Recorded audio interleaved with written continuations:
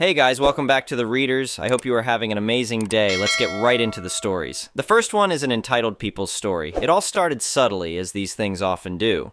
The first time I encountered Karen, she was lecturing the mailman about the precise angle he should park his truck on the street. I chuckled then. I wasn't chuckling for long. I've lived in my modest suburban home for just over 5 years now.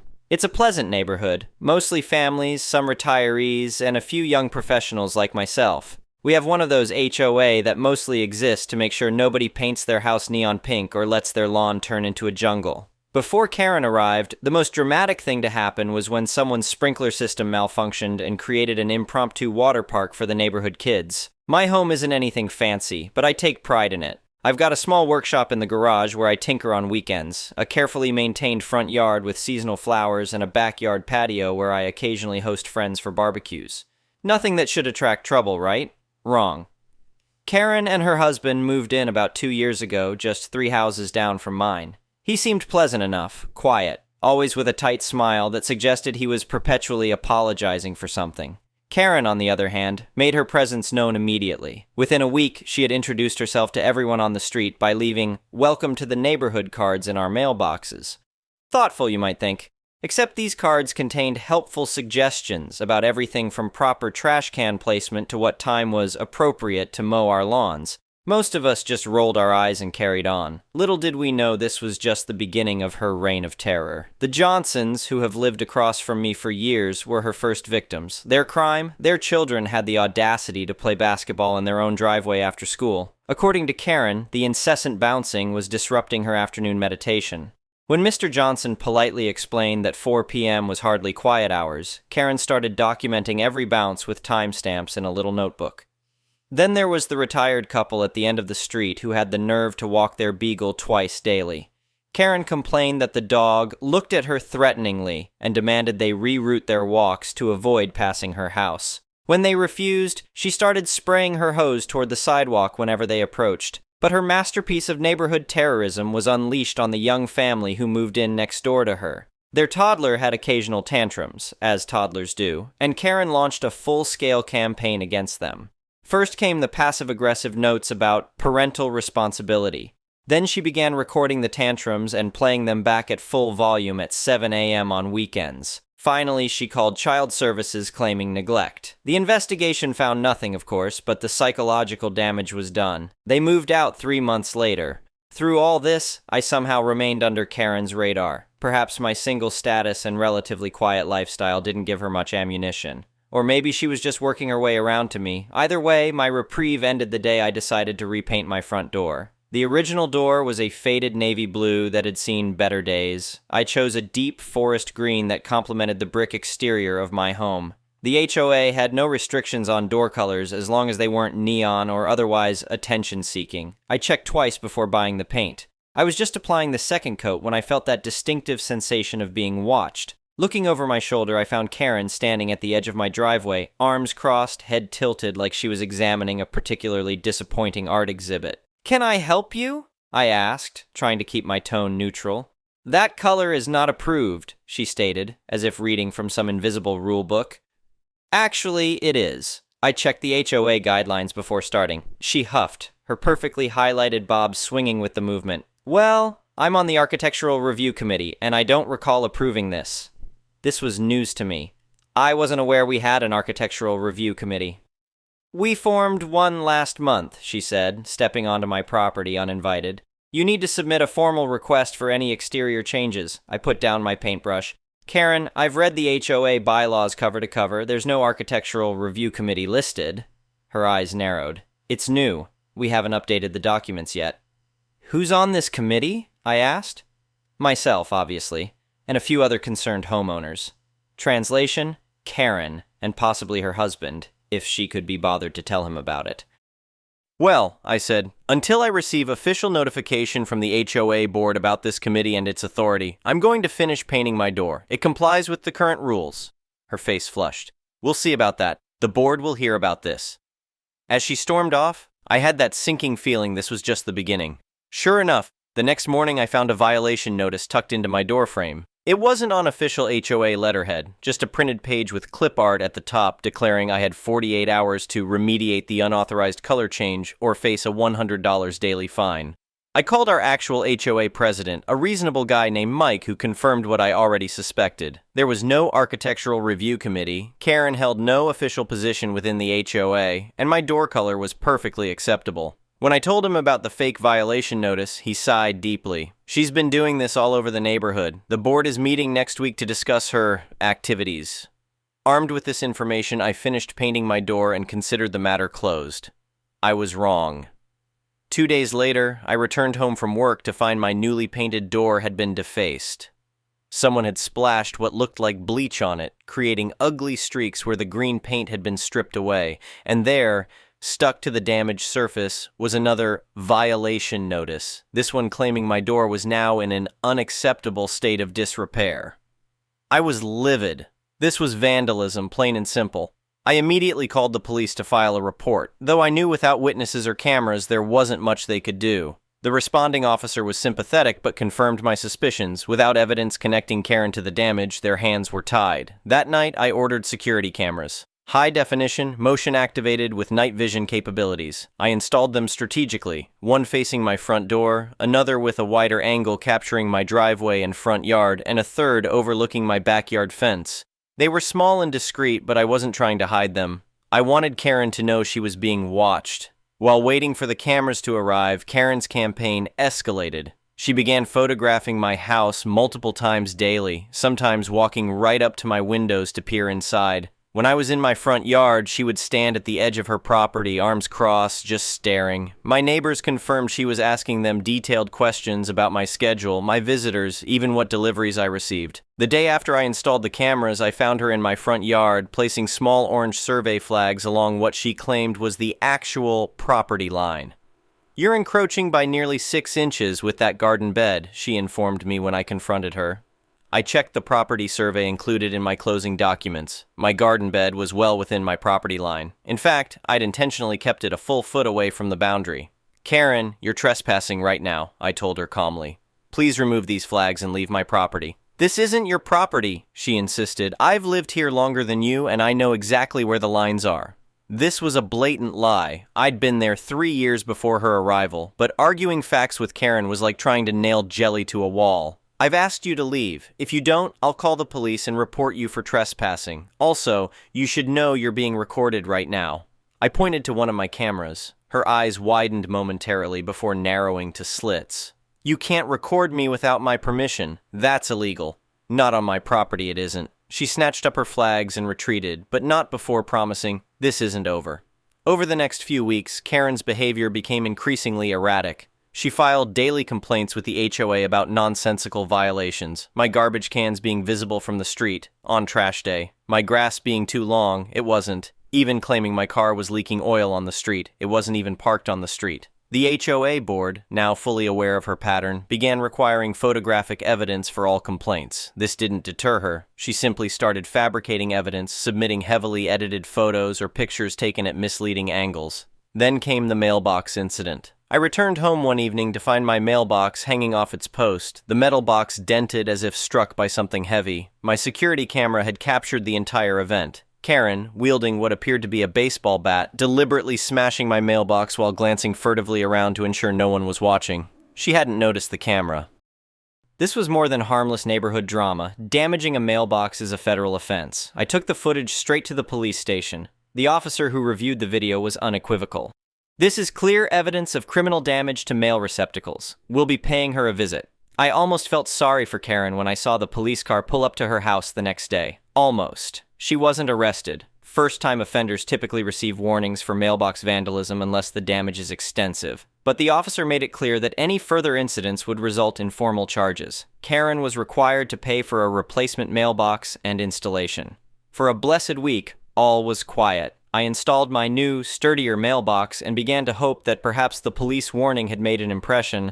Then my front lawn sprinklers mysteriously malfunctioned, flooding my driveway and part of the street. The irrigation company found that someone had deliberately damaged the control valves. No prizes for guessing who my security cameras caught crouching by my sprinkler system at 5:30 that morning. Back to the police I went, this time with my growing file of evidence. The bleached door, the mailbox attack, and now the sprinkler sabotage. The officer recognized the pattern of escalation and suggested I file for a restraining order. These situations can escalate quickly, he warned. Document everything and avoid direct confrontation. The restraining order process required a hearing, which meant Karen and I would face each other in court.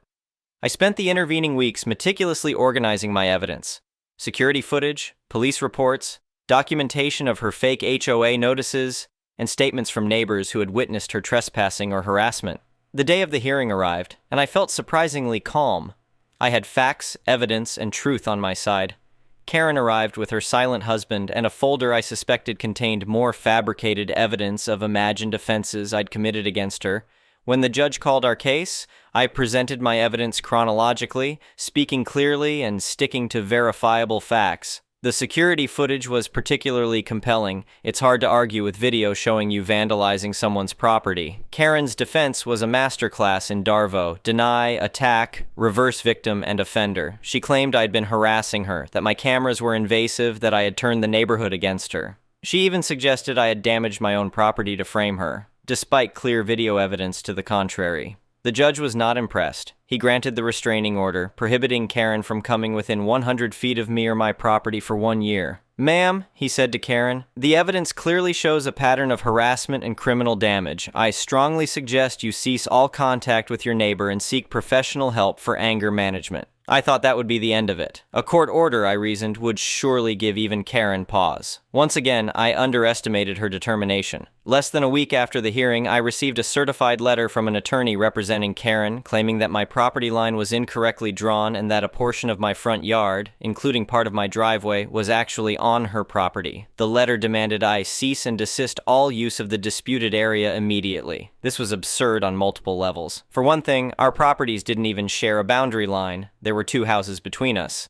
For another, property lines don't suddenly change after years of established use. Nevertheless, I took the claim seriously enough to contact my own attorney, who advised me to get an official survey done. The results confirmed what I already knew. My property lines were exactly as shown in my deed. My attorney sent a response to Karen's lawyer, including the survey results and a gentle suggestion that pursuing this frivolous claim would constitute abuse of process and could result in sanctions.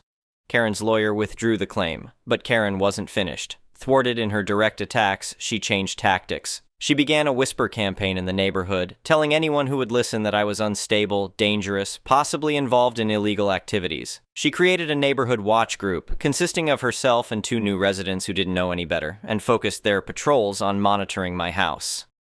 Most neighbors saw through this immediately. Those who had lived through Karen's previous campaigns of terror recognized the pattern, but a few newer residents began giving me wary looks. And I noticed some parents redirecting their children away from my property when walking by. It was time for a more comprehensive solution. I decided to host a neighborhood barbecue. I invited everyone on the street, except Karen and her husband, as the restraining order prevented her from attending anyway. My invitation explicitly mentioned this was an opportunity to get to know your neighbors better and address any concerns about our community. Almost everyone came. Over burgers and beers, I briefly and calmly explained the situation with Karen, showed anyone interested the evidence of her campaign against me, and answered questions. I didn't dwell on it. This wasn't a Karen-bashing session, but rather an opportunity to clear the air and rebuild community bonds that she had tried to sever. The effect was immediate and far-reaching. Neighbors who had been uncertain now understood the situation. Those who had suffered Karen's attacks in silence realized they weren't alone. By the end of the afternoon, we had created an informal support network, not to retaliate against Karen, but to protect ourselves and each other from her manipulations. Karen must have sensed the shift. Her neighborhood watch group dissolved when the new residents learned the truth. Her attempts to file HOA complaints were now met with immediate dismissal unless accompanied by legitimate evidence. When she tried to approach my next-door neighbor to talk about me, he politely but firmly reminded her of the restraining order and suggested she focus on her own property. Isolated and with her power base eroded, Karen began spending more time indoors. Her husband, who had always seemed like a decent guy trapped in an impossible situation, began making small, friendly gestures to neighbors when she wasn't around. A wave here, a brief chat there. I almost felt sorry for him. 3 months after the restraining order was issued, a "for sale" sign appeared on Karen's lawn. Within weeks, a moving truck arrived, and Karen and her husband disappeared from our lives as suddenly as they had arrived. The new family that moved in brought cookies to introduce themselves to the neighborhood. They have 2 children who play in their front yard without fear, a golden retriever who receives pets from everyone on the street, and absolutely no desire to police their neighbors' paint choices. Our HOA, having learned valuable lessons from the Karen era, updated its bylaws to require photographic evidence for all complaints, established clear guidelines for what constitutes a legitimate violation, and implemented a system of warnings before fines. They also formalized the process for forming committees, requiring board approval and transparent communication to all homeowners. As for me, I kept my security cameras installed. They've proven useful for package delivery notifications, if nothing else. My front door remains a defiant forest green, my garden flourishes without flags marking imaginary boundary violations, and my mailbox stands sturdy and undamaged. Sometimes, when I'm enjoying a quiet evening on my patio, I think about Karen and what drives someone to believe they have the right to control others to such an extreme. I never reached a satisfying conclusion. But I did learn something valuable from the experience. Standing up to bullies works, but only if you do it intelligently, with evidence, community support, and the law on your side. The neighborhood is peaceful now.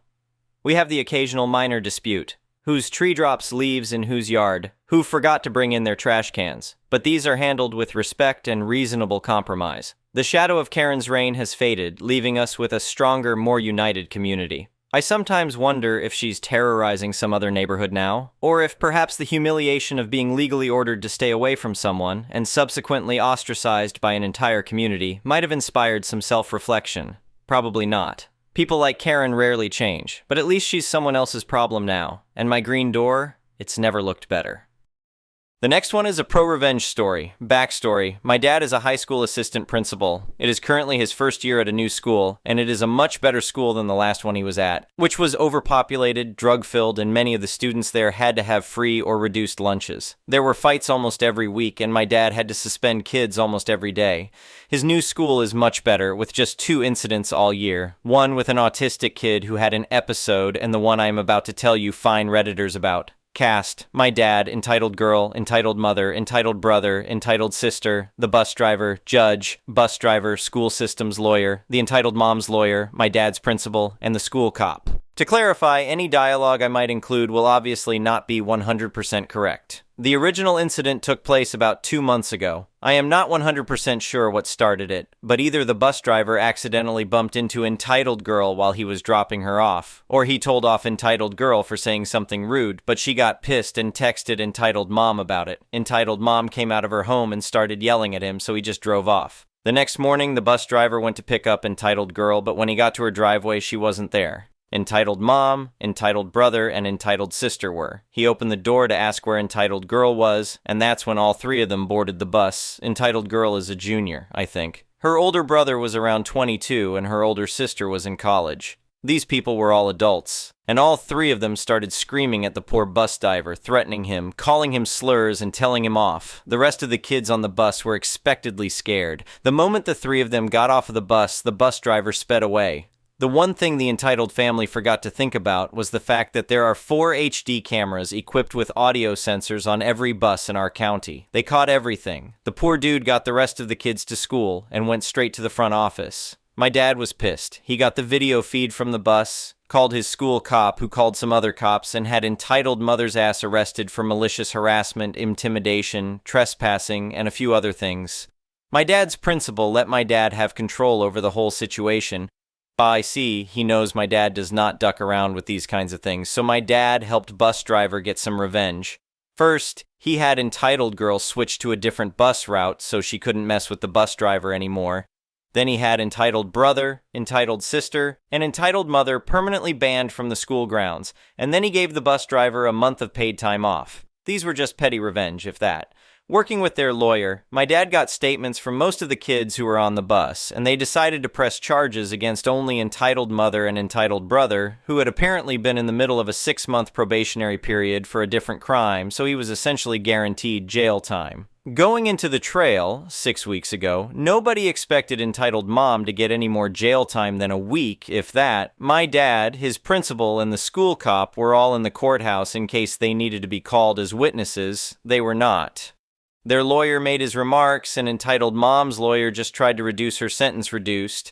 He knew they were going to lose. The videos weren't even shown to the judge BC. There was so much other evidence.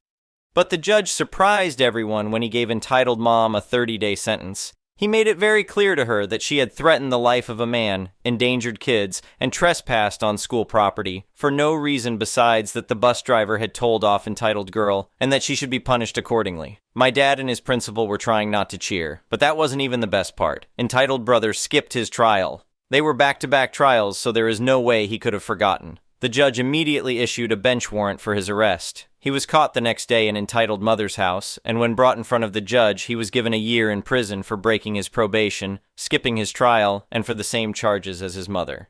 If that isn't pro-revenge, I don't know what is. As for entitled girl, she switched schools. My day has told this story to almost everyone he knows, as he finds the almost instant karma hilarious. If he had a Reddit account, I'm sure he would have posted it everywhere. The next one is a malicious compliances story. Years ago, I worked in a semi-public sector job as part of a successful team helping make life easy for local businesses. Our team boss took a good job in the private sector, and a new boss was recruited from a decent organization similar to ours in a different part of the country. She worked compressed hours Monday, Thursday, and was off on Fridays. A month or two in, and although the new boss was quite particular about things being done her way and had upset a couple of my colleagues by criticizing their work, I'd had no problems with her. We had a team meeting where the boss said that our performance wasn't good enough. We were arguably the best in the country, and that she wanted to be more involved in what and how we did everything to ensure better quality, and so we should copy her to every client email so she could comment as needed before we sent another reply. Although this seemed inefficient, nobody argued, and I just asked her if I should wait until Monday for her to comment on any client emails received on a Friday.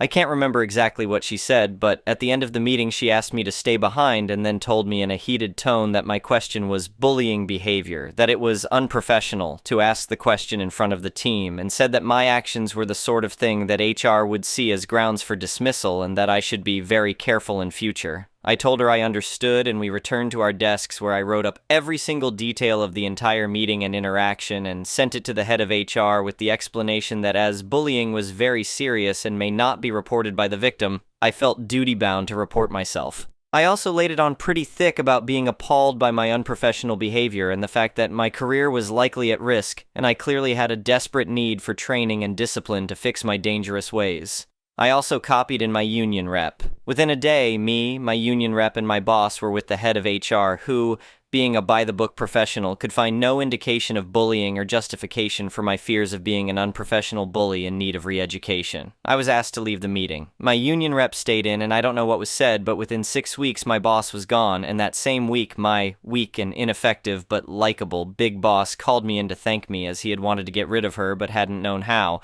The next one is an entitled people story. I'm a 27 female, and this person I interacted with is around early 50s male, so there is street parking around the neighborhood where I work.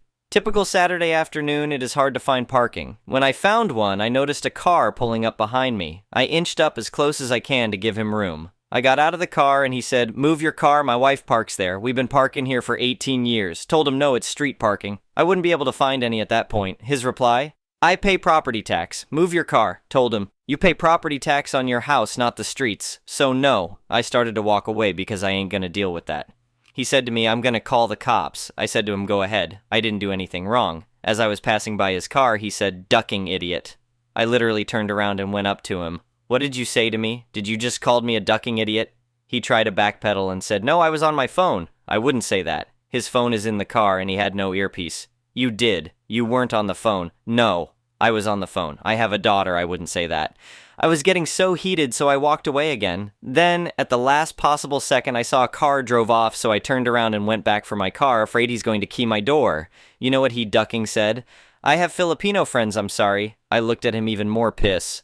"I'm not Filipino." He tried to double down. "You look Filipino." "I'm not, so you're also racist." "I'm saying I have Filipino friends," I said to him. "Just shut up." At that point, I got in my car and drove off to park. Keep in mind, I do take boxing and self-defense. I don't back down from a middle-aged man trying to intimidate me saying he's gonna call the cops. I just get angrier and double down. And then to top it off, he assumed my race is Filipino, so that made me more pissed. Thank you for letting me vent. Dumb ducks who thinks he is entitled to street parking just because he pay property tax. Thank you for watching. I would really appreciate it if you could like the video and subscribe to our channel if you haven't already. We'll see you again tomorrow.